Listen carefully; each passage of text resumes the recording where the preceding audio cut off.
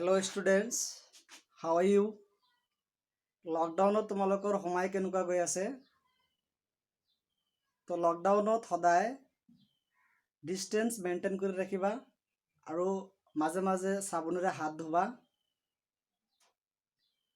আজি মই যিটো টপিকস আলোচনা কৰিব গৈ আছো, টপিকসটোৰ নাম হ'ল সেন্টেন্সেস অফ সেন্টেন্সেস বা কম্বাইন। আমি যিটো সহজ ভাষাত বুজো যে মেট্ৰিক পৰীক্ষাত যিটো আমি সহজ ভাষাত আহা বুলি বুজো সেইটো হ'ল কম্বাইন। তো টপিকস লৈ যোৱাৰ আগতে মই তোমালোকক এটা কথা জনাই দিওঁ যে এইটো ভিডিঅ'ৰ শেষৰ ফালে 2015 চনৰ পৰা 2020 চনলৈকে যিমান কেইটা কম্বাইন পৰীক্ষাত আহিছিল সকলোবিলাক কোৱেশ্চনৰ মই এনসাৰ আৰু ইয়াৰ বৰ্ণনা কৰি দিম আৰু লগতে 2021 চনত আহিবলগীয়া কিছুমান গুৰুত্বপূৰ্ণ সেন্টেন্স কম্বাইনৰ মই আলোচনা কৰিম। তো তোমালোকে ভিডিঅ'টো স্কিপ নকৰাকৈ শেষলৈকে চাবা আৰু যদি তোমালোকৰ ফৰ্মুলাবিলাক দৰকাৰ থাকে প্ৰয়োজন থাকে তেনেহ'লে মাজে মাজে ভিডিঅ'টো স্কিপ কৰি ফৰ্মুলাখিনি লিখি ল'বা, কাৰণ এইটো ফৰ্মুলা গৈ তোমাৰ ভৱিষ্যতত কামত দিব।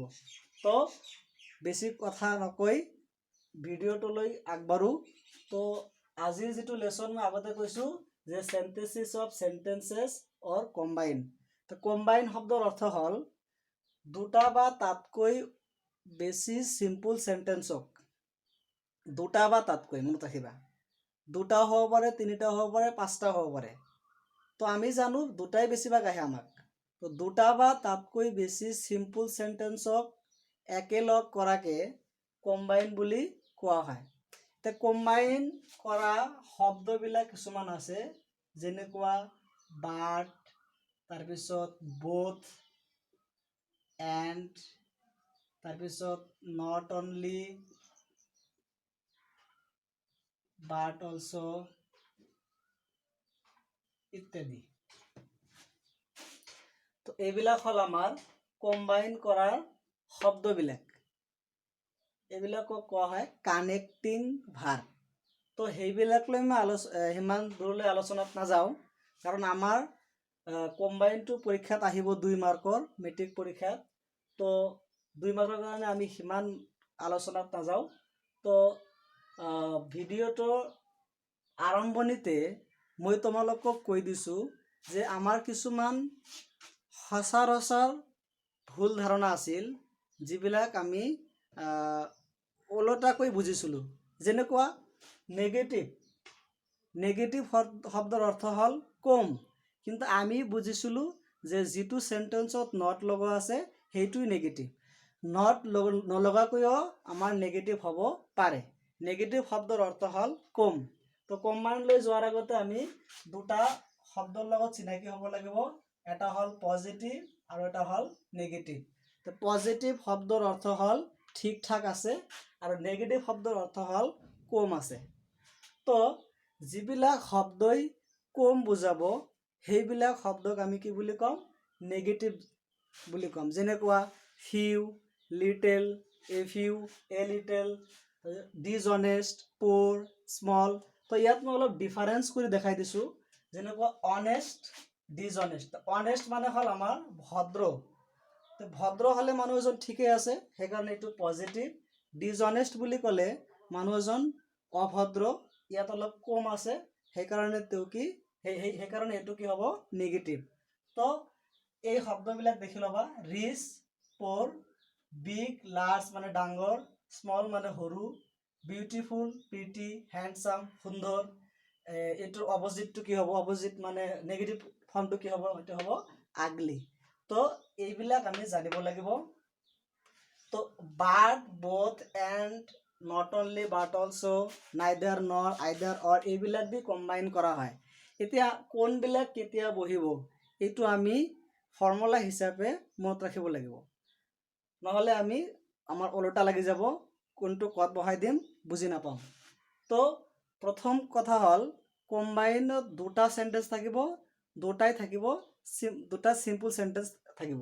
তো দুটা সিম্পল সেন্টেন্স, সিম্পল সেন্টেন্সৰ ক্লু মই দি দিছোঁ। সিম্পল সেন্টেন্স মানে হল এটা সাবজেক্ট থাকিব আৰু এটা ভাৰ্ব থাকিব। যি সেন্টেন্সত এটা সাবজেক্ট আৰু এটা ভাৰ্ব আছে সেইটো হল আমাৰ সিম্পল সেন্টেন্স।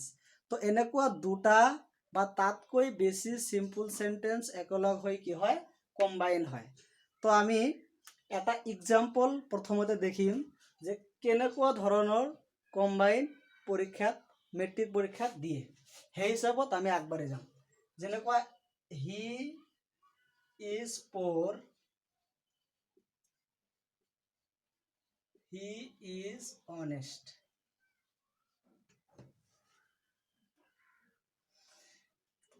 ঠিক এক্সাক্টলি এনেকুৱা সেন্টেন্স পৰীক্ষা তোমাক দিব। ইয়াত দুটা সেন্টেন্স আছে, দুটা সেন্টেন্সক একেলগ কৰি এটো কম্বাইন কৰি দেখাব লাগিব। তো মই আগতে কৈছো যে সিম্পল সেন্টেন্সৰ ক্লুটো আছিল এটা সাবজেক্ট আৰু এটা ভার্ব। তো এটো এটা সিম্পল সেন্টেন্স, এটা সাবজেক্ট এটা ভার্ব, এটো এটা সিম্পল সেন্টেন্স। তো দুটা সিম্পল সেন্টেন্স ইয়াত দিয়া আছে। তো বলা আমি এতিয়া ফৰ্মুলা লৈ যাওঁ আৰু তোমালোকে মাজে মাজে ভিডিওটো স্কিপ কৰি যিখিনি ফৰ্মুলা মই লিখি দিম ফৰ্মুলাটো লিখি তাৰ পিছত আকৌ ভিডিও স্টাৰ্ট কৰিবা।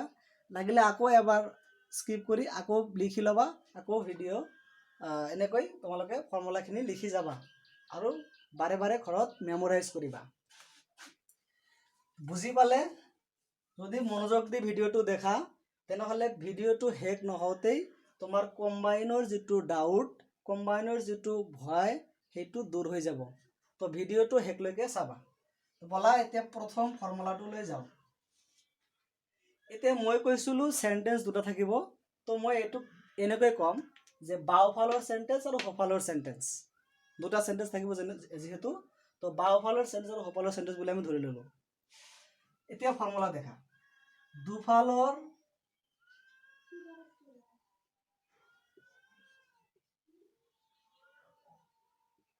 দুফালৰ এফালে নেগেটিভ বুজালে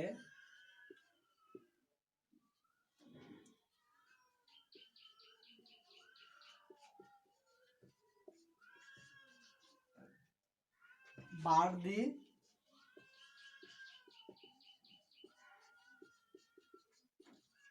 কম্বাইন কৰা হয়। ফৰ্মুলাটো তোমালোকে ঘৰত লিখাৰ সময়ত এনেকৈ ৰাউন্ড চিন এটা দি তাৰ ভিতৰত ৰাখি দিবা, নহলে বুজি পাবা ফৰ্মুলা কোনখিনি আৰু এক্সাম্পল কোনখিনি। তো এইটো হল আমাৰ ফৰ্মুলা। দুফালৰ এফাল কৈছো মানে দুফাল মানে এইটো এটা আৰু এই সোঁফালৰ এটা, বাওফালৰ এটা আৰু সোঁফালৰ এটা। তো দুফালৰ যিকোনো একফালে হ'ব পাৰে বাওফালে বা হ'ব পাৰে সোঁফালে, যিকোনো একফালে যদি নেগেটিভ অৰ্থ বুজায় তেনেহলে মাজত আমি বাৰ্ড বহাই কম্বাইন কৰিব লাগিব। যেনেকৈ এইটো ওপৰৰ এক্সাম্পলটো যদি সলভ কৰা যায় ইয়াতে বুজি পাম আমি। যেনেকুৱা প্ৰথম কথাটো আছিল হি ইজ পোৰ, মনত ৰাখিবা বাট মানে কিন্তু। হি ইজ পোৰ মানে তেওঁ দুখীয়া। হি ইজ অনেষ্ট তেওঁ ভদ্ৰ। মিনিং বুজি পালেও এইটো কৰা যাব, অসুবিধা নাই। কিন্তু যিবিলাকে মিনিং বুজি নোপোৱা সিহঁতে শৰ্টকাট ফৰ্মুলাবিলাক মনত ৰাখিবা। যেনেকুৱা হি ইজ পোৰ, ইয়াত পোৰ শব্দটোৱে কি বুজাইছে নেগেটিভ বুজাইছে। আৰু হি ইজ অনেষ্ট, ইয়াত অনেষ্ট শব্দটো কি বুজাইছে পজিটিভ। তো আমাৰ ফৰ্মুলাটো আছিল দুফালৰ যিকোনো একফালে যদি নেগেটিভ হয় তেনেহলে মাজত আমি কি বহাব লাগে বাৰ্ড বহাব লাগে। আৰু এটা কথা মনত ৰাখিবা, দুফালৰ দুটা সেন্টেন্স থাকিব যেতিয়া তেনেহলে যদি দুফালৰ দুটাৰ মিল থাকে মানে একেই শব্দ হয় তাহলে দুটা মিলি আমি এটা লিখিব পাৰো। যেনেকুৱা এতিয়া আমি হি ইজ পোৰ এইটো লিখিলো। এতিয়া যেহেতু এইটো নেগেটিভ মাজত কি আহিব বাট। এটা দেখা হি ইজ আৰু হি ইজ দুটা সেম একেবাৰে মিলি গৈছে, তাহলে দুটা মিলি আমি এটা লিখিলে হ'ব।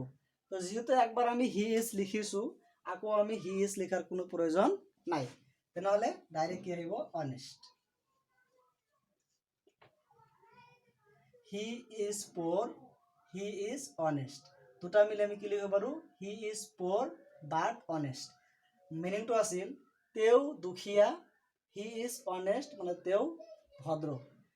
তলতটো কি হল তেওঁ দুখীয়া কিন্তু ভদ্ৰ। আমি সদায় কওঁ যে ছোৱালীজনী দেখাত বেয়া হলে কি হ'ব কিন্তু বুদ্ধি আছে। এই কিন্তু আহি গ'ল মাজত বাট।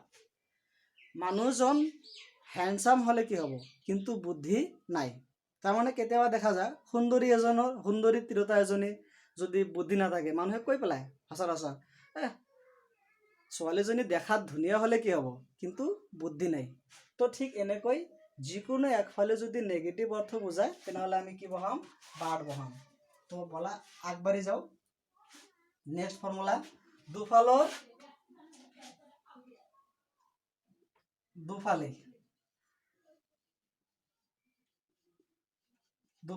দুফালে মানে দুয়োফালেই নেগেটিভ বুজালে, ইয়াত নেগেটিভ বুজালে কিন্তু নট থকা,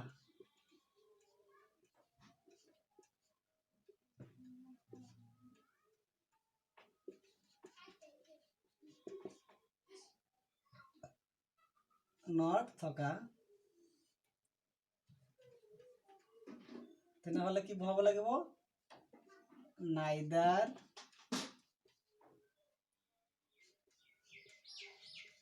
nor দি কম্বাইন কৰা হয়।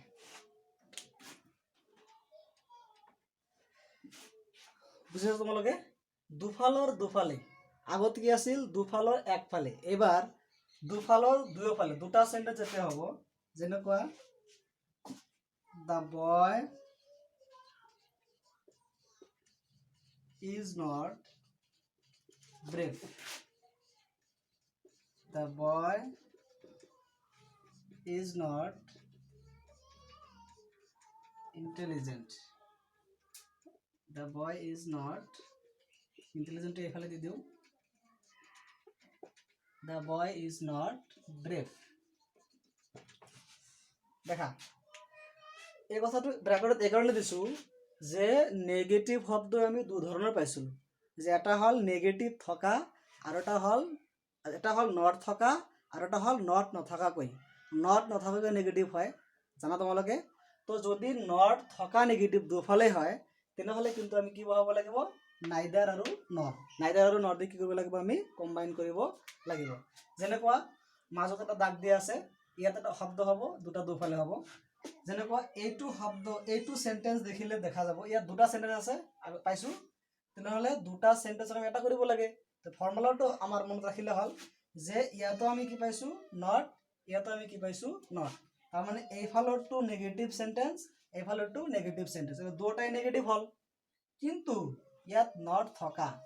নট থকা নেগেটিভ হলে কি হ'ব, আমাৰ নাইদাৰ নট। মনত ৰাখিবা, এই নটৰ ঠাইত আমি নাইদাৰ বহাম আৰ এই নটৰ ঠাইত আমি কি বহাম, নৰ বহাম। এটা দেখা, দা বয় ইজ, এইটো নটৰ ঠাইত কি বহাই দিম আমি, নাইদাৰ। ইন্টেলিজেন্ট শব্দটো আহিব, দেখা দা বয় ইজ আৰু দা বয় ইজ দুটা সেম মানে একেই হল, তাহলে আবার লিখিলে হ'ব, দা বয় ইজ আমার দরকার নাই লিখার। এই নটৰ ঠাইত কি আহিব, আমাৰ নৰ। এটা কি থাকি গল, ব্ৰেভ। বুঝি পাইছা নিশ্চয়? তো এনেকুৱা এক্সাম্পল যদি আৰু দিয়ে পৰীক্ষাত পাৰিবা নিশ্চয়, যে এইফালেও নট আৰু সেইফালেও নট, দুফালেও যদি নট থকা নেগেটিভ হয় তেনেহ'লে আমি কি বহাম, নাইদাৰ নট। আৰু দুটা যদি মিলি যায় তেনেহ'লে এটা লিখিলে হ'ব, নিমিলিলে এইটো পিছত দেখা যাব কেনেকুৱা হয়। তো এইটো বুজি পাইছা নিশ্চয়? স্কিপ কৰি ফৰ্মুলাখিনি লিখি ল'বা। এতিয়া আহা, দুফালে নেগেটিভ হলে কিন্তু নট নথকা,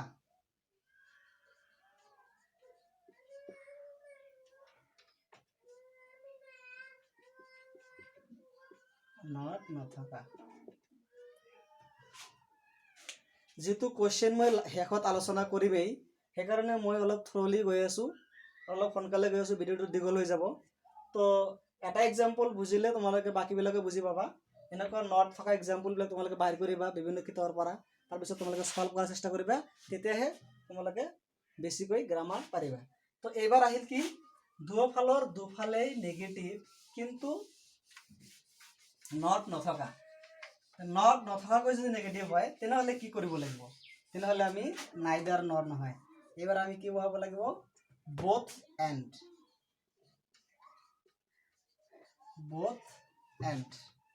এই দুটাৰে আমি কম্বাইন কৰিব লাগিব।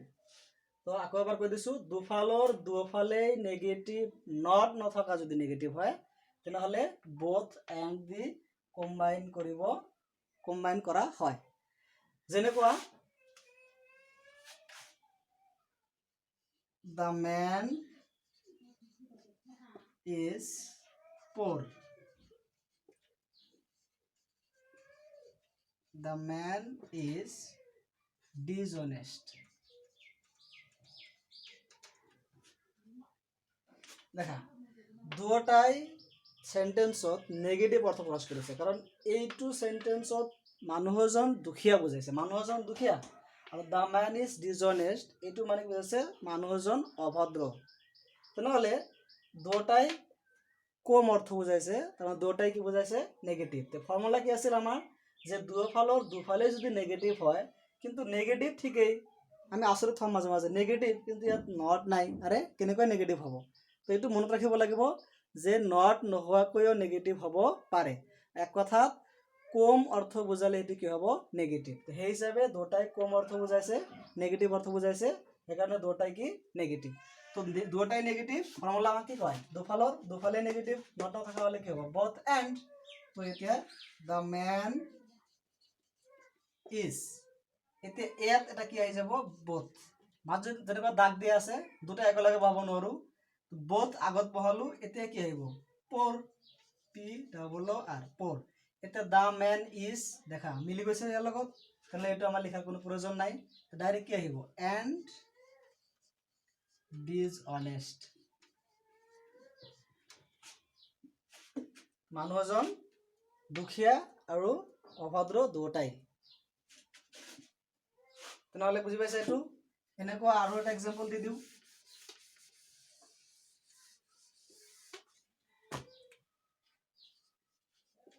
she is deaf, she is dumb। Deep বুলি ক'লে কলা, যিয়ে কাণত নুশুনে, আৰু ডাম বুলি ক'লে বোবা, যিয়ে কথা ক'ব নোৱাৰে।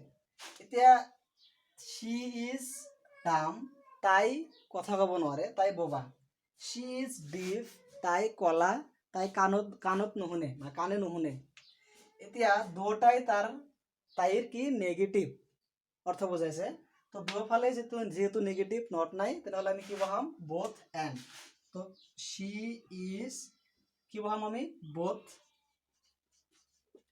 এতিয়া আমাৰ মাজত খালি আছে, তাৰমানে শব্দটো আহি যাব ডিফ, DEAF ডিফ। এতিয়া কি আহিব and she is কমন একে আছে, সেম দৰকাৰ নাই লিখা ডাম। তো এনেকুৱা এক্সাম্পল যদি আৰু আহে তোমালোকে পাৰিবা নিশ্চয়। মিনিংটো বুজাৰ চেষ্টা কৰিবা প্ৰথমতে, যে মিনিংটো কি বুজাইছে, অৰ্থটো কি নেগেটিভ নে পজিটিভ। নেগেটিভ পজিটিভ হিচাপে ইয়াত ফৰ্মুলা আহে, তোমালোকে দেখিলা তিনিটা ফৰ্মুলা পালা অলৰেডি, যে এফালে নেগেটিভ হলে কি হ'ব বাৰ দি কম্বাইন কৰা হয়, দুফালেই নেগেটিভ নট থকা হলে নাইদাৰ নট দি কম্বাইন কৰা হয়, ইয়াত লিখা নাই নাইদাৰ নট। আৰু দুফালেই নেগেটিভ হলে বা নট নথকা নেগেটিভ হলে আমি কি বহাম both and বহাম। তেনেকুৱা আৰু ফৰ্মুলা আছে।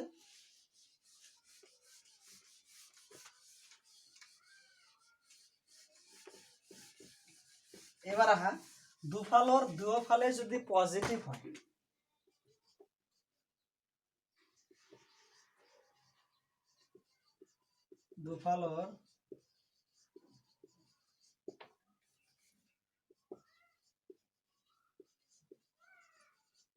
দুফালে যদি পজিটিভ হয়, তেন্তে নট অনলি, মনত ৰাখিবা not only but also the combine কৰা হয়। কম্বাইন কৰিব হলে আমি দুফালে চাবই লাগিব, দুফালে এফালে চাবই লাগিব, যদি এফালে চাবা এফালে চাবা, দুফালে চালে দুফালে চাবা, মানে তোমালোকে ফৰ্মুলাবিলাক এনেকৈ ৰাখিবা ঘৰত, আৰু সেইটো ঘৰত বাৰে বাৰে মুখস্থ কৰিবা। আৰু এনেকুৱা এক্সাম্পল বহুত কিতাপত পোৱা যায়, যেনেকুৱা শিক্ষাৰ্থী সাধনা আছে, ছাজেশ্যন আছে, তোমাৰ প্ৰেক্টিছ পেপাৰ আছে, শিক্ষান্ত সমল আছে, তাৰপিছত তোমাৰ দাপন আছে, এনেকুৱা বহুত কম্পিটিটিভ এক্সামৰ কিতাপ আছে, সেৱা মডেল কিতাপ আছে। এই সকলোবিলাক কিতাপ তোমালোকে ফ'ল' কৰিবা, আৰু তাত থকা এক্সাম্পলবিলাক এই ফৰ্মুলা হিচাপে ছল্ভ কৰাৰ চেষ্টা কৰিবা। যেহেতু তোমাৰ ফৰ্মুলাখিনি পৰীক্ষাত লৈ যাব নিদিব, তো ফৰ্মুলা তোমালোকে কি কৰিবা, আগতে মুখস্থ কৰিবা, বাৰে বাৰে স্কিপ কৰি ঘৰত লিখি ল'বা আৰু মুখস্থ কৰিবা। তো এইটো ফৰ্মুলা দেখা, দুফালেই যদি পজিটিভ অৰ্থ বুজায় তেতিয়া কি বহাব লাগিব, তেতিয়া নট অনলি বাট অলছ' বহাব লাগিব। যেনেকুৱা she is beautiful,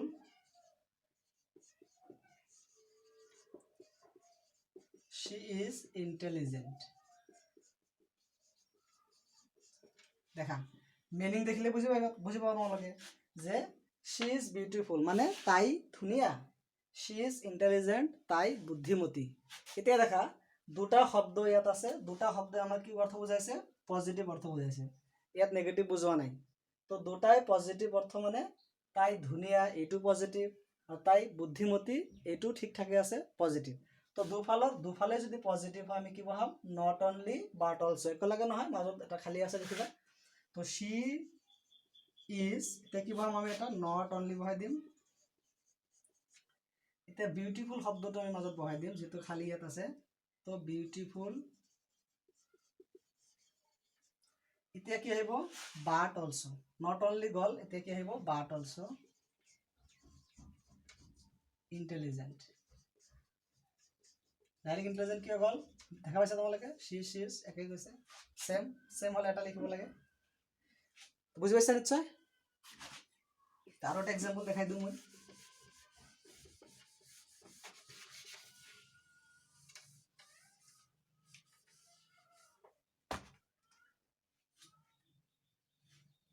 আৰু এটা এক্সাম্পল যেনেকুৱা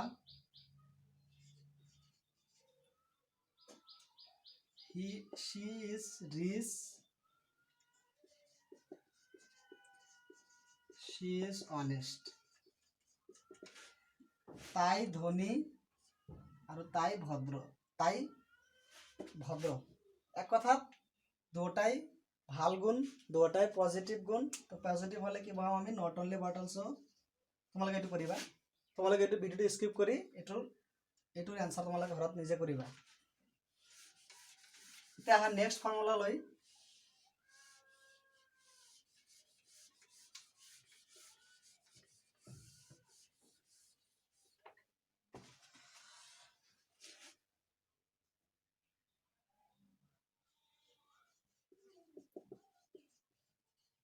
কম্বাইন কৰিব দিয়া বাক্যটো ব্যক্তিক বুজালে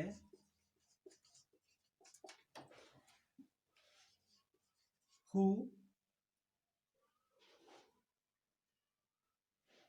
আৰু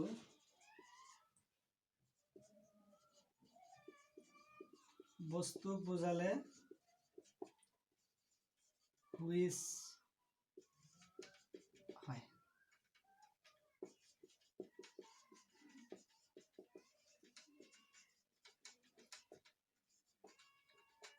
কম্বাইন কৰা হয়, যেনেকুৱা Robin is my friend, he is a journalist। দেখা আলোচনাৰ বিষয় কম, ৰবিন মানে ৰবিন মোৰ বন্ধু, he is a journalist তেওঁ এজন সাংবাদিক। তো ইয়াত সাংবাদিক কোন, ৰবিন, মোৰ ফ্ৰেণ্ড কোন, ৰবিন।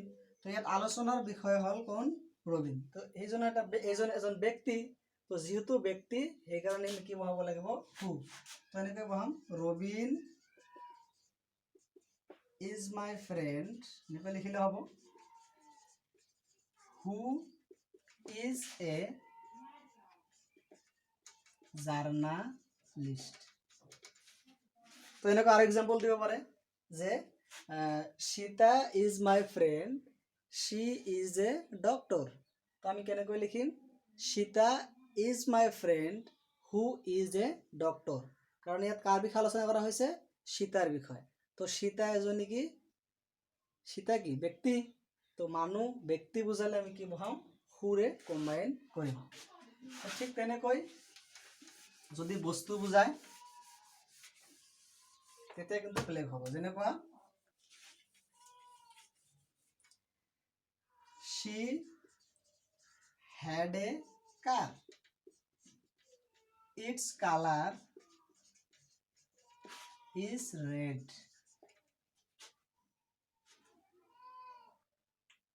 তো এইটো যদি কৰা যায়, ইয়াত দেখা she had a car, তাইৰ এটা গাড়ী আছে, গাড়ী আছিল। its color, মানে এইটোৰ কালাৰ কেনেকুৱা আছিল? its color was red, আৰু এইটোৰ ৰং আছিল কেনেকুৱা? ৰঙা। তো এনেকুৱা ক্ষেত্ৰত ইয়াত আলোচনাৰ বিষয়টো হ'ল গাড়ী, সি নহয়। সি মানে তাইৰ গাড়ী আছে, আৰু যিটো গাড়ী কি ৰঙৰ? ৰঙা ৰঙৰ, মানে যিটো গাড়ী কি ৰঙা। তো এনেকুৱা অৰ্থত কাক বুজাইছে? একচুৱেলি বস্তুক বুজাইছে। যেনেকুৱা ইয়াত যদি ইট থাকে তোমালোকে বুজি পাবা, তেনেহ'লে এটা চিম্পল টেকনিক ধৰা যায় যে ইয়াত যদি ইট থাকে তেনেহ'লে এইটো বস্তুক বুজাইছে নিশ্চয়। তো এনেকুৱা অৰ্থত আমি কি বহাম? ইটৰ ঠাইত কি বহাম? হুইচ। যেনেকুৱা she had a car which, যদি হুইচ দিয়া তেনেহ'লে এইখিনি নালাগে, which was red। Which colour দিয়াৰ প্ৰয়োজন নাই, হুইচ was red। তাইৰ এটা গাড়ী আছিল যিটো ৰঙা ৰঙৰ। নিশ্চয় বুজি পাইছা এইটো তোমালোকে? তো এনেকুৱা বহুত হ'ব পাৰে, তোমালোকে মিলাই ল'বা। যেনেকুৱা we had a cow, it was brown। আমাৰ এটা গৰু আছিল যিটো মুগা ৰঙৰ। তো আমাৰ কেনেকৈ লিখিব লাগিব? we had a car which was brown, বা এনেকৈ দিয়া যাব whose color was brown, তো হুইচ দিলে হ'ব। কেতিয়াবা তুমি হুজ ইউজ কৰিব পাৰা, যিটোৰ বা যাৰ। তো ঠিক আছে, এইটো এটা ফৰ্মুলা গ'ল। নেক্সট ফৰ্মুলা লৈ যাওঁ।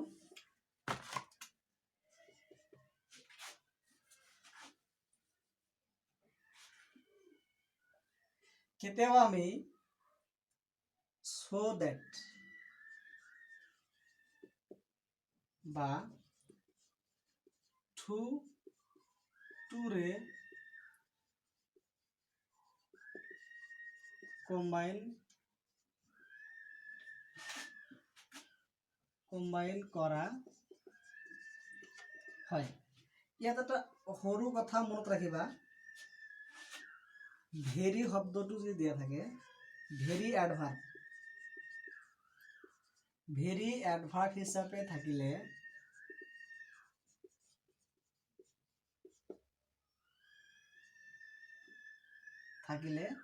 ভেৰি এডভাৰ্ব হিচাপে থাকিলেহে আমি টু দি কম্বাইন কৰিব পাৰোঁ, বা so that দি কম্বাইন কৰিব পাৰোঁ। যেনেকুৱা the patient is very weak, the patient is, বা এনেকৈ দিয়া যাব the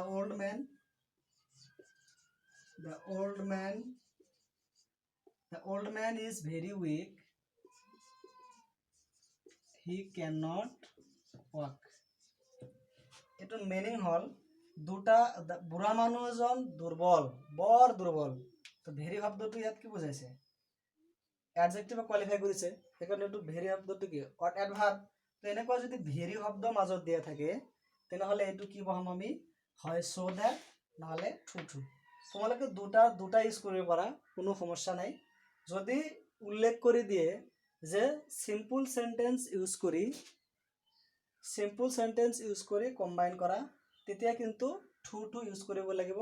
আৰু যদি কয় কমপ্লেক্স চেণ্টেন্স ইউজ কৰি কম্বাইন কৰা তেনেহ'লে so that দিব লাগিব। আৰু যিহেতু মেট্ৰিক পৰীক্ষাত কোনো উল্লেখ নাথাকে, ডাইৰেক্ট কম্বাইন কৰিব দিয়ে, সেই হিচাপে তোমালোকে so that দি কৰিলে হ'ব, টু টু দি কৰিলেও হ'ব। তো ভেৰি শব্দটো পাইছোঁ, তো আমি এনেকৈ লিখিম দ্য অল্ড মেন ইজ, এই ভেৰি শব্দৰ মাজত কি দিম আমি টু, এই টু বহালোঁ। এতিয়া মাজত খালী আছে মানে এটা শব্দ আহিব উইক, ইয়াত দিয়া আছে। এতিয়া হি কেন নট আৰু দ্য অল্ড মেন দুটা একেই শব্দ নহয়, যেহেতু একে শব্দ নহয় তেনেহ'লে আমি দুটা মিলি এটা লিখিব নোৱাৰোঁ, গোটেইখিনি এতিয়া লিখি যাব লাগিব। তো আৰু এটা কথা মনত ৰাখিবা, যদি তোমালোকে টু দি কৰা তেনেহ'লে মনত ৰাখিবা টু শব্দ, টু প্ৰিপজিশ্যন এটা, টু প্ৰিপজিশ্যনৰ পিছত ছাবজেক্ট নহয়, ডাইৰেক্ট কি হ'ব ভাৰ্বৰ ৰুট ফৰ্ম মানে প্ৰেজেণ্ট ফৰ্ম হ'ব। মানে টুৰ পিছত, টুৰ লগতেই পিছত যিটো ভাৰ্ব হ'ব সেইটো সদায় কি ফৰ্ম হ'ব, প্ৰেজেণ্ট ফৰ্ম হ'ব। তো যেহেতু আমি ইয়াত টু বহাম তেনেহ'লে হি কেন নটৰ প্ৰয়োজন নাই, ডাইৰেক্ট আমি কি বহাম ৱৰ্ক, এইখিনি আমাক দৰকাৰ নাই। টুৰ পিছত সদায় ডাইৰেক্ট কি ল'ব ভাৰ্ব ল'ব। ঠিক তেনেকৈ the old men is very weak he can not walk, বুঢ়া মানুহ এজন বৰ দুৰ্বল তেওঁ খোজ কাঢ়িব নোৱাৰে। সেইটো মানে কি হ'ল the old men is too weak to walk, বুঢ়া মানুহ এজন খোজ কাঢ়িবলৈ বৰ দুৰ্বল। এতিয়া চ' ডেট দি কৰি দেখোঁ দ্য অল্ড মেন ইজ, এতিয়া ভেৰি ঠাইত আমি কি বহাম চ', উইক শব্দটো বহাম, চ' ডেট একেলগে নালাগে আমাক। চ' তাৰপিছত কি বহাম ডেট, চ' উইক, এতিয়া কি আহিব ডেট। এতিয়া যিহেতু আমি চ' উইক ডেট লিখিলোঁ, এতিয়া টু লিখা নাই, ডেট লিখিছোঁ, তেনেহ'লে গোটেইখিনি চেণ্টেঞ্চ আমি লিখিব লাগিব হি কেন নট ৱাক। মনত ৰাখিবা টু হ'লে ডাইৰেক্ট ভাৰ্ব লিখিব লাগিব, আৰু টু নোহোৱাকৈ যদি চ' ডেট দি কৰে তেনেহ'লে গোটেইখিনি চেণ্টেঞ্চ আমাক লিখিব লাগিব। তো যিহেতু চ' ডেট দি কৰিলে গোটেইখিনি চেণ্টেঞ্চ লিখিব লাগে, তো আমি সদায় টু দি কৰাটোৱেই ভাল হ'ব, কাৰণ তেতিয়াহ'লে আমি গোটেইখিনি চেণ্টেঞ্চ লিখাৰ প্ৰয়োজন নাই, ডাইৰেক্ট টুৰ পিছত আমি কি বহাই দিম ভাৰ্ব বহাই দিম। যেনেকৈ আৰু এটা এক্সাম্পল দেখাম,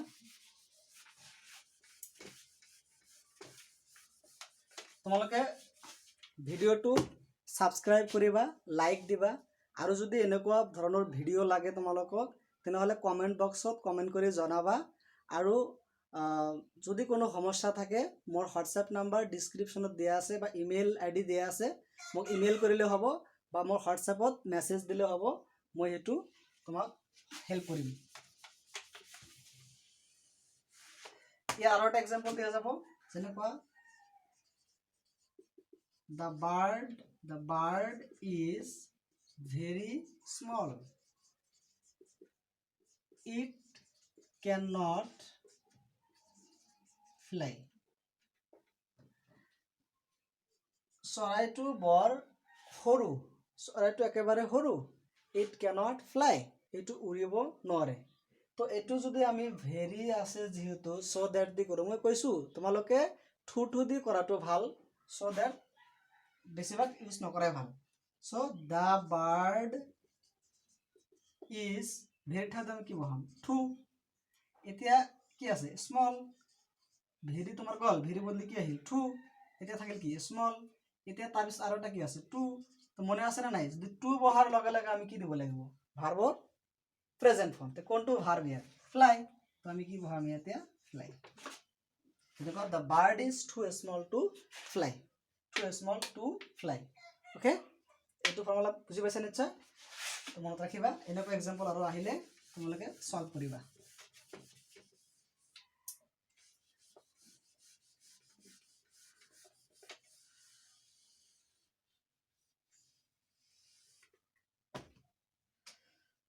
কেতিয়াবা ডেট দিও,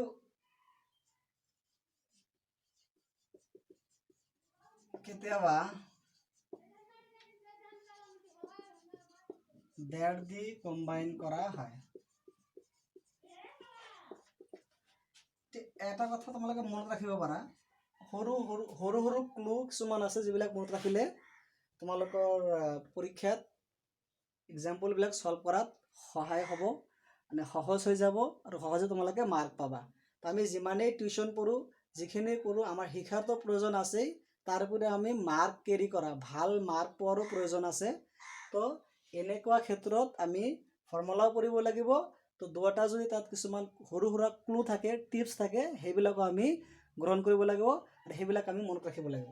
যেনেকুৱা এইটো এটা টিপছ আছে যে শেষত যদি কি থাকে, শেষতে হওক বা যিফালে হওক ইট বা দিছ থাকিলে, কি থাকিলে ইট বা দিছ, তেনেহ'লে এইটোৰ বদলি ইট বা দিছৰ বদলি কি হ'ব, ইট বা দিছ যদি শেষত থাকে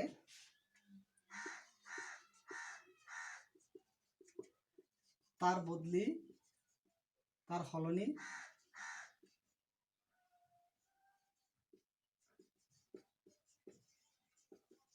দ্যাট হয়, সলনি দ্যাট হয় মানে তোমালোকে ইট বা দিছটো উঠাই দিবা, দি তাৰ ঠাইত কি দিবা ইট বা দিছ এইটো উঠাই দিবা। আৰু ইট বা আৰু এটা কথা মনত পেলাই দিওঁ মই তোমালোকক, সকলো কথা লিখাৰ সময় নহ'ব, যে ইট বা দিছ থকা বাক্যটো টানি প্ৰথমে লৈ আহিবা, মানে প্ৰথমে লিখিবা, তাৰপিছত ইট বা দিছৰ ঠাইত তোমালোকে কি পাবা দ্যাট বহাই বাকী চেণ্টেন্সটো হুবহু চেম লিখি দিবা। যেনেকুৱা he was innocent, he was innocent, he wanted to prove it, he was innocent, he wanted to prove it, তেওঁ কি আছিল নিৰ্দোষী আছিল, তেওঁ এইটো প্ৰমাণ কৰিব বিচাৰিছিল। তো এনেকুৱা অৰ্থত আমি শেষৰ চেণ্টেন্সটোত ইট পাইছোঁ শেষত। তো মই কৈছিলোঁ ইট থকা যিটো চেণ্টেন্স হ'ব সেইটো প্ৰথমে বহাবা, আৰু ইটৰ ঠাইত তোমালোকে দ্যাট বহাই বাকী চেণ্টেন্সটো চেম ৰাখি দিলে এইটো কম্বাইন হৈ যাব। যেনেকুৱা হি wanted to prove, এই ইটটো আমি উঠাই দিলোঁ, হি wanted to prove, he wanted to prove আমি লিখিছোঁ, ইটটো আমি কেঞ্চেল দিয়াত কি বহাই দিলোঁ দ্যাট। এতিয়া বাকী চেণ্টেন্সটো যি আছে যদি সেম ৰাখি দিয়া, he was innocent, he was innocent, তেওঁ প্ৰমাণ কৰিব বিচাৰিছিল যে তেওঁ কি আছিল ইনচেণ্ট আছিল, নিৰ্দোষী আছিল।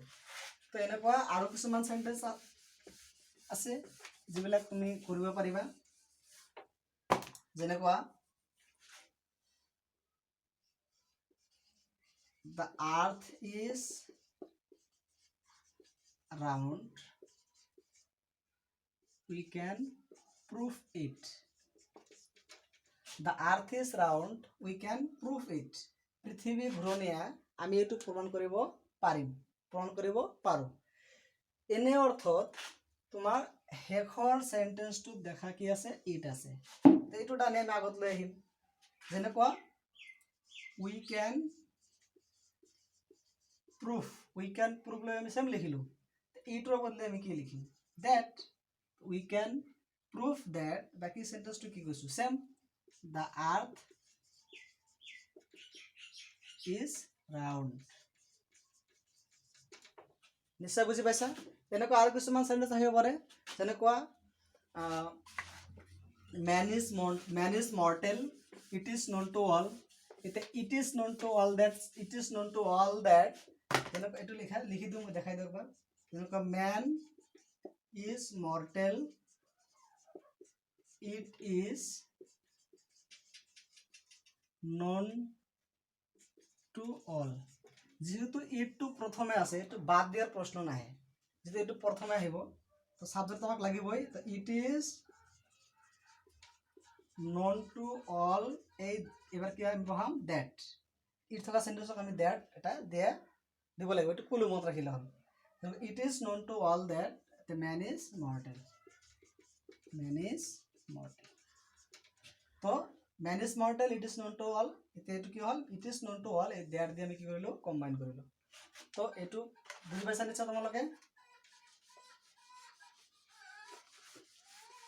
কেতিয়াবা প্ৰেজেন্ট পাৰ্টিচিপল হিচাপে মানে সাবজেক্ট কিছুমান ভাৰ্ব আমি পাইছিলোঁ যাৰ লগত আইএনজি নহয়, কিন্তু সেইটো যদি সাবজেক্ট হিচাপে ব্যৱহাৰ হয় তেতিয়াহ'লে তেনেকুৱা ভাৰ্বৰ লগত কি হয় আইএনজি ব্যৱহাৰ হয়, সেইটোক আমি পাৰ্টিচিপল বুলি কওঁ, প্ৰেজেন্ট পাৰ্টিচিপল।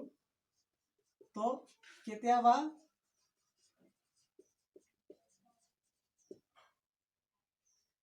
প্ৰেজেন্ট পাৰ্টিচিপল ব্যবহাৰ কৰি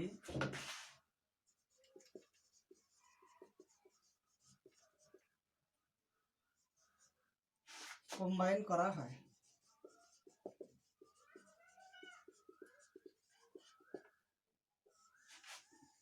এইটো তোমালোকে মনত ৰাখিবা, যেনেকুৱা এটা এক্সাম্পল মই দেখাই দিওঁ যে press the button, you can start the machine। এনে ক্ষেত্ৰত প্ৰথম ভাৰ্বটোৰ লগত যদি আইএনজি বহাই দিয়ে, যদি প্ৰেজেন্ট পাৰ্টিচিপল হৈ গ'ল, যেনেকৈ pressing the button, you can start the কমা হ'ব এই ক্ষেত্ৰত, you can start the machine। বুঝি পাইছা? প্ৰেজেন্ট পাৰ্টিচিপল ইউজ হ'ল, প্ৰেছিং এটা সাবজেক্ট হিচাপে ব্যৱহাৰ হ'ল, সাবজেক্ট হিচাপে ব্যৱহাৰ কৰি কেতিয়াবা প্ৰেজেন্ট পাৰ্টিচিপল ইউজ কৰিও আমি কম্বাইন কৰিব পাৰোঁ। এনেকুৱা সেন্টেন্স কিছুমান আহে। যেনেকৈ আৰু এটা সেন্টেন্স লিখা যায় এনেকুৱা,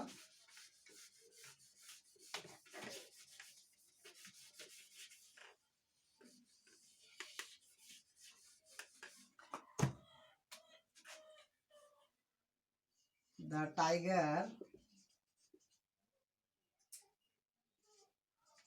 saw the man-eater।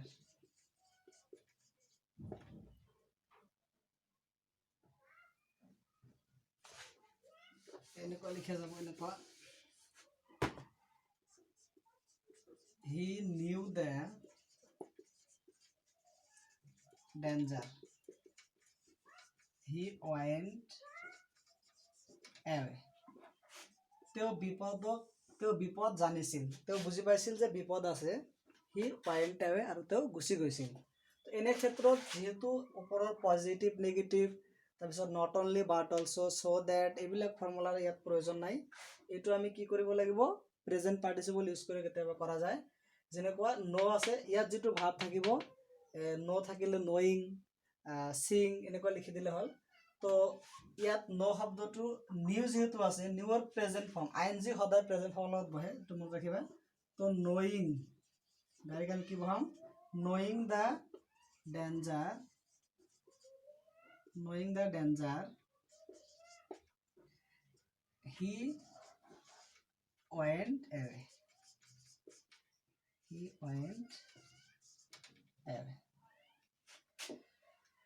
তো এনেকুৱা আৰু বহুত ফৰ্মুলা তোমাৰ আছে। আৰু এটা এক্সাম্পল মই সলভ কৰি দিওঁ, এইটো মই ফৰ্মুলাটো মুখেৰে কৈ দিম তোমালোকক।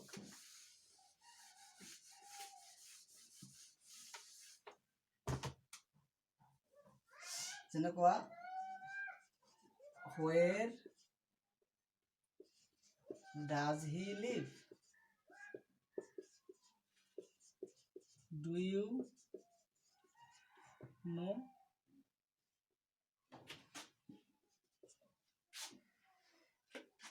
where does he live, do you know। এনেকুৱা ক্ষেত্ৰত যেতিয়া আমি দুটাই কোৱেশ্চন আছে, দুটা কোৱেশ্চন যাতে এটা কোৱেশ্চন বনাম, মানে যেহেতু আমাক কম্বাইন কৰিব হ'লে এটা সেন্টেন্স বনাব লাগিব। এটা সেন্টেন্স বনাবলৈ হ'লে আমি দুটা কোৱেশ্চনক এটা কোৱেশ্চন বনাব লাগিব।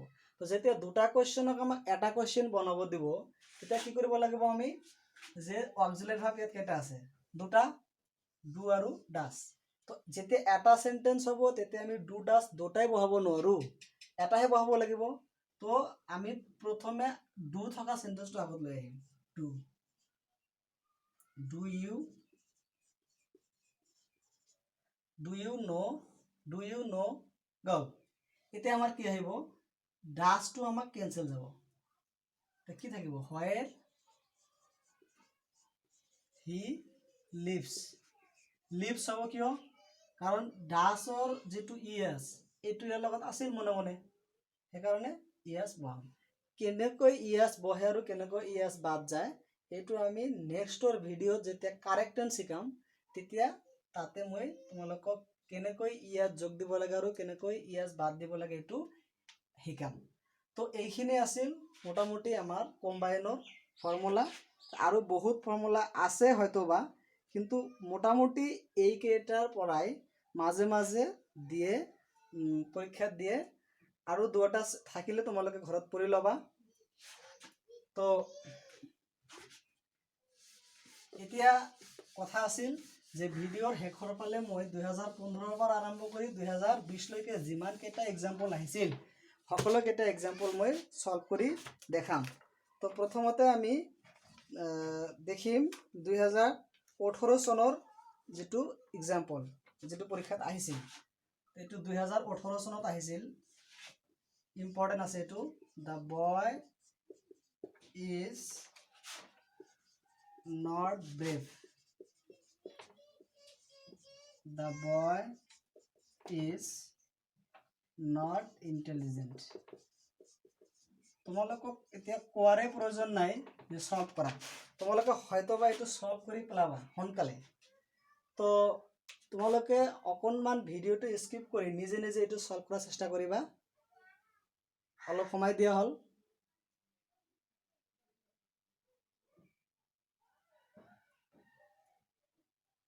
ঠিক আছে বেছিভাগৰ আনসাৰ হয়তোবা হৈ গৈছে মনে মনে যেনেকুৱা আমি পাইছো এটো কোন ফৰ্মুলাত পৰিছে দেখাচোন এইটো ফৰ্মুলা পৰিছে দুফালে নেগেটিভ হয় না যেনেকুৱা তোমাৰ এফালেও নট আছে আৰু হেফালেও নট আছে দুফালে নট থকা নেগেটিভ নট থকা নেগেটিভ হলে আমি কি বহাব লাগিব যেনেকুৱা নাইদাৰ নৰ মনে আছে নাই তোমালোকৰ যেনেকুৱা দা বয় ইজ এখানে ঠিকে থাকিব এতিয়া এই নটৰ ঠাইত আমি কি বহাম নাইদাৰ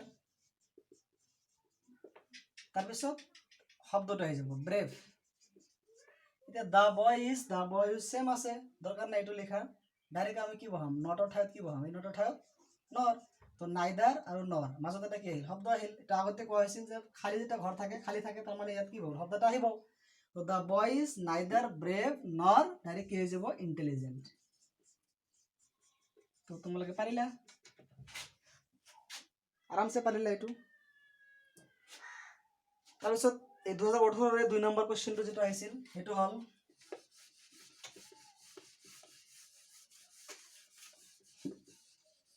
2018 2 নম্বৰ কোৱেশ্চনটো আছিল the man created the trouble the man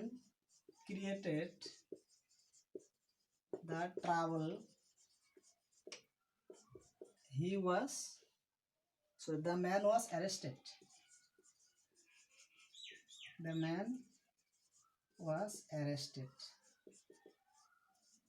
ইয়াত ক্ৰিয়েট মানে কি সৃষ্টি কৰা কি সৃষ্টি কৰিছিল কাজে সৃষ্টি কৰিছিল সমস্যা সৃষ্টি কৰিছিল কোনে কৰিছিল মানুহজনে তো কাক এৰেষ্ট কৰিছে মানুহজনক এৰেষ্ট কৰিছে এতিয়া এইটো আলোচনাৰ বিষয় কোন এটাই ফৰ্মুলা পৰিছে যে আলোচনাৰ বিষয়টো যদি মানুহ হয় ব্যক্তি হয় তেনেহলে আমি হু বহাব লাগিব আৰু যদি আলোচনাৰ বিষয়টো বস্তু হয় তেনেহলে আমি কি বহাব লাগিব হুইজ বহাব লাগিব এই ক্ষেত্ৰত আমি কি বহাম হু আনসাৰটো পাইছা তোমালোকে নিশ্চয় পাৰিবা এতিয়া the man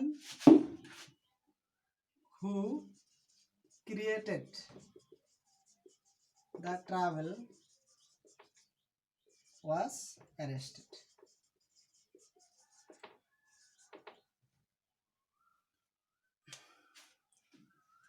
বুঝি পাইছে নিশ্চয় তো নেক্সট আহা 2016 চনটো দেখি যাওক বা 2017 চনত দেখা কি আহিছিল man is mortal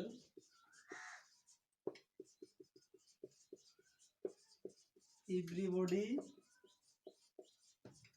knows this কি আছিল কথাটো মনে আছে না নাই যে যদি শব্দৰ শেষত বা প্ৰথমে হওক ইড বা দিস থাকে সেই সেন্টেন্সটো আমাৰ কত আহিব আগত আহিব আৰু দিস বা ইটৰ ঠাইত আমাক কি লব দ্যাট লব লৈ বাকি সেন্টেন্সটো সেম থাকিব যেনেকুৱা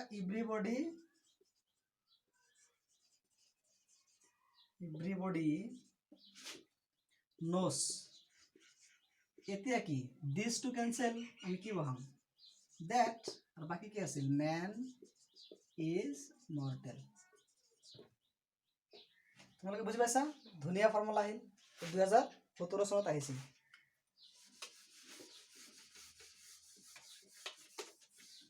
2017 আৰু এটা কোৱেশ্চন আহিছিল এটো আছিল walk first you will miss the train. এইটো এটা কথা আছে, ইফ আনলেছ দিও কেতিয়াবা কম্বাইন কৰা যায়। তে ইফ শব্দটোই বুজাব পজিটিভ আৰু আনলেছ শব্দটোই বুজাব কি নেগেটিভ। যেনেকৈ আমি সদায় সচৰাচৰ কওঁ যে তুমি যদি সোনকালে খোজ নাকাঢ়া তেনেহ'লে ট্ৰেইন মিছ কৰিবা। এতিয়া ট্ৰেইন মিছ কৰাটো ভাল কথা নেকি? নহয়। যেহেতু এইটো কম বুজাইছে বা নেগেটিভ অৰ্থ বুজাইছে তেনেহ'লে এইটো কি চেণ্টেন্স? Negative sentence. তো নেগেটিভ চেণ্টেন্স হ'লে আমি কি ইউজ কৰিম? আনলেছ। আৰু পজিটিভ চেণ্টেন্স ব্যৱহাৰ কৰিলে আমি কি কৰিম? ইফ। তুমি যদি জোৰে জোৰে খোজ কাঢ়া তেনেহ'লে তুমি ট্ৰেইনটো ধৰিব পাৰিবা। ট্ৰেইন ধৰাটো ঠিকেই আছে, পজিটিভ কথা। তাহলে পজিটিভ হলে কি হব লাগিব? ইফ। তো পজিটিভ শব্দৰ লগত কম্বাইন হলে কি হব? ইফ হব। আৰু নেগেটিভ শব্দৰ লগত কি হব? আনলেছ হব। তো এই ক্ষেত্ৰত কি কৈছে? Miss the train. Catch the train নহয়, মিছ দ্য ট্ৰেইন। তুমি ট্ৰেইন ধৰিব পাৰিব কোৱা নাই, ট্ৰেইন মিছ কৰিবা, ট্ৰেইনটো হেৰাই যাব। ট্ৰেইনটো কি হব? প্লেটফৰ্মৰ পৰা এৰি যাব যদি সোনকালে খোজ নাকাঢ়া। তাহলে সোনকালে খোজ নাকাঢ়াত এই ক্ষেত্ৰত কি বুজাইছে? নেগেটিভ বুজাইছে। তাহলে আমি প্রথমে কি বহাই দিম? Unless. Walk fast you will miss the train. You will miss the train. তো এনেকৈ আৰু এনেকুৱা পৰীক্ষা দিব পাৰে।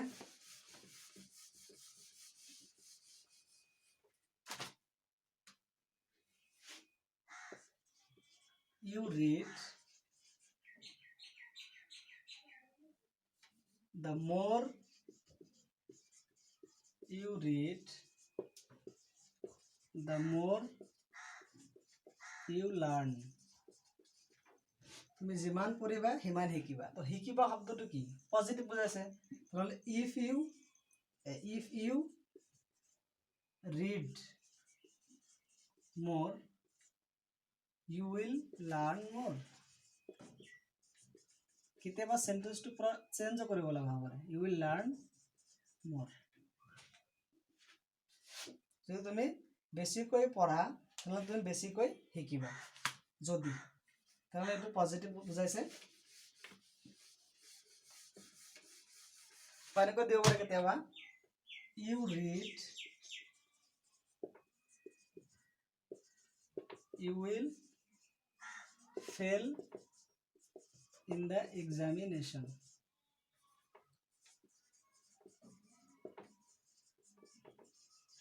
কি কৈছে?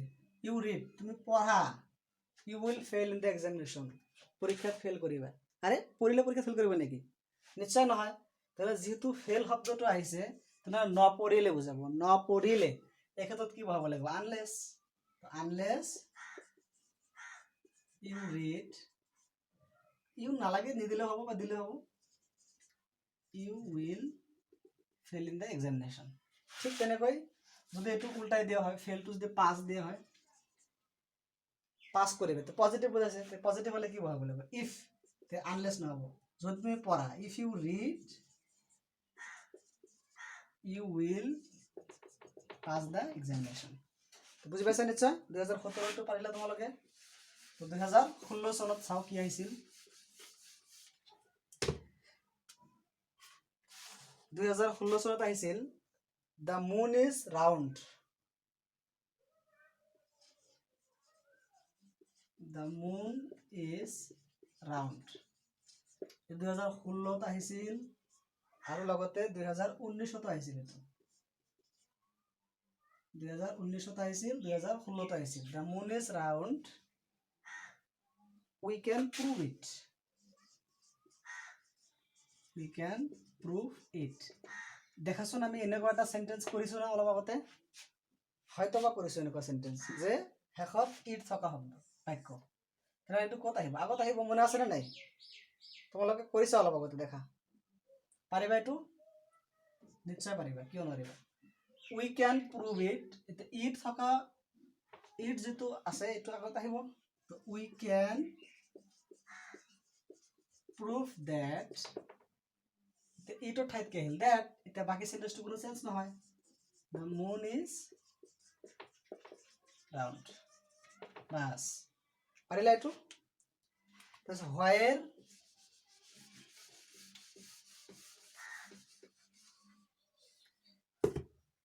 আৰু এটা 2016 চনৰ আৰু এটা এক্সাম্পল আছে,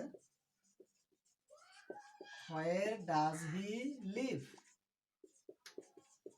এইটো কৰিছো অলপ আগতে, do you know it, এইটো আহিছিল 2016 চনত আহিছিল, তাৰপিছত 2020তো আহিছিল, এইটো 2016 আহিছিল আৰু 2020 আহিছিল, 2019 আহিছিল। এই সেন্টেন্সটো তিনিবাৰ আহিছে দেখা, 2016 চনত আহিছে, 19 আহিছে আৰু 20 আহিছে এই সেন্টেন্সটো। Do you where does he live, do you know it, এইবাৰ কিন্তু ইট থকা সেন্টেন্সটো আগত নহয়, ডু থকা সেন্টেন্সটো আগত আহিব, কাৰণ যেতিয়া ডু আৰু ডাজ হ'ব তেতিয়া ডু সেন্টেন্সটো আগত আহিব। তো ডু ইউ নো, কাৰণ কোৱেশ্চন কৰিলে আমি তোমাক কোৱেশ্চন কৰিম, ডু ইউ নো মোক নহয়, বা তেওঁক কোৱেশ্চন নহয়, তেওঁৰ কথাটো কি হ'ব পিছত আহিব, তোমাৰ কথাটো আগত আহিব। কোৱেশ্চন যদি তোমাক কম, ডু ইউ নো, তুমি চিনি পোৱা নে, তাই ক'ত থাকে বা তেওঁ ক'ত থাকে, তো ডু ইউ নো, ইটো বাদ যাব, কিন্তু ইয়াত দ্যাট আমাৰ নাহে, কাৰণ অলৰেডি ইয়াত কি আছে, হোৱেৰ এটা আছে। তো দ্যাট, হোৱেৰ এইবিলাক হ'ল কানেক্টিভ ৱৰ্ড, আৰু কানেক্টিভ ৱৰ্ড এটা ঠাইত এটাই বহিব, দুটা নবহে। তো যিহেতু হোৱেৰ অলৰেডি কানেক্টিভ ৱৰ্ড এটা আছে, তো আমি হোৱেৰ বহালো, আমাৰ ইটোৰ প্ৰয়োজন নাই, ইটোৰ বদলে দ্যাটৰ প্ৰয়োজন নাই। আকৌ এবাৰ বুজি লোৱা যে কোৱেশ্চনটো যেহেতু তোমাক কৰিম, সেইকাৰণে ডু ইউ নো সেই সেন্টেন্সটো সদায় প্ৰথমতে আহিব। আৰু লগতে ইটোৰ বদলে আমাৰ দ্যাট এটা কনজাংচন হ'ব লাগিছিল, কনজাংচন মানে যি জোৰা লগায়। তো কনজাংচন যেহেতু ইয়াত এটা আছে, অলৰেডি কানেক্টিভ ৱৰ্ড হোৱেৰ এটা আছে, তেনেহ'লে আমাৰ ইয়াত দ্যাট বা ইটোৰ কোনো প্ৰয়োজন নাই, এইটো অট'মেটিক কেনচেল হ'ল। তাৰপিছত আহা এই সেন্টেন্সটো শেষ, এই সেন্টেন্সটো হোৱেৰ আমি বহালো, এতিয়া ডাজ, আগতে দুটা কোৱেশ্চন আছিল কাৰণে দুটা অক্সিলাৰী ভাৰ্ব আছিল, অক্সিলাৰী ভাৰ্ব, যেনেকুৱা do auxiliary verb, does auxiliary verb. এইবাৰ যেহেতু দুটা কোৱেশ্চন মিলি এটা কোৱেশ্চন বনাম, সেইকাৰণে আমি অক্সিলাৰী কেইটা ইউজ কৰিব লাগিব, এটা ইউজ কৰিব লাগিব। সো ডু অলৰেডি আমি ইউজ কৰিছোঁ, এতিয়া ডাজ আমাৰ প্ৰয়োজন নাই। তো এইবাৰ কি আহিব, ডাইৰেক্ট হি, এতিয়া কি আহিব, লিভ, লিভটো আমি কি বহাম, লিভছ, কাৰণ ইএছটো আমাৰ কাৰ লগত যোগ হ'ব, এইটো এড যোগ হ'ব। এইটো কিছু কেনেকৈ হ'ব, কাৰ্টেঞ্চৰ পিছত কৈছোঁ, মই কাৰ্টেঞ্চত শিকাম, তেতিয়া শিকাই দিম। তো এইটো আছিল 2016, 19 আৰু 20 তিনিবাৰ আহিছে এই সেন্টেন্সটো, তো তোমালোকে ভালকৈ চাবা। 2018 চনৰ যিটো কম্বাইন দুটা, সেই দুটা অলপ ভালকৈ চাবা তোমালোকে। এতিয়া আহা 2015 চনৰ দেখা, I have lost my pen, lost the pen, you gave it to me। এতিয়া কথাটো হ'ল, মোক তুমি এটা কলম দিছিলা, you gave it to me, তুমি মোক কলমটো দিছিলা, আই হেভ লষ্ট, যিটো মই হেৰাইছোঁ, তো মই হেৰুৱা নাই, কলমটো হেৰাইছোঁহে। তো ইয়াত বিষয়বস্তুটো কি, আলোচনাৰ বিষয়বস্তুটো হ'ল পেন, তো পেন এটা কি বস্তু, তো সেইকাৰণে যদি বস্তু হ'ব তেনেহ'লে এইটো কি পাম আমি, which. I have lost the pen which you gave me, ইট মানেও এইটো, হুইচ মানেও এইটো বা যিটো। তো এবাৰ ইট আৰু হুইচৰ দুটা এটা দিলে হ'ব, যিটো হুইচ আমাৰ কি নালাগে, ইট নালাগে। মই আগতে কৈছোঁ কানেক্টিভ ৱৰ্ড এটা অলৰেডি আছে, ইট একচুৱেলি কানেক্টিভ ৱৰ্ড নহয়, তথাপিও ইটৰ বদলে যিটো দ্যাট হ'বলগীয়া আছে, কানেক্টিং ৱৰ্ড হ'বলগীয়া আছিল, সেইকাৰণে আমাৰ দ্যাটৰ প্ৰয়োজন নাই, কাৰণ হুইচ অলৰেডি আমাক দিয়া আছে। তো এইটো হ'ল 2015 চনৰ কুৱেশ্যন। এতিয়া 2020 চনত এটা আহিছিল, 2020 চনতো where does he know, do you know where does he live, এইটো আহিছিল। আৰু এটা আহিছিল 2020 চনত, এইটো মই কৰি দি আছোঁ, I finish the task, I was taking rest.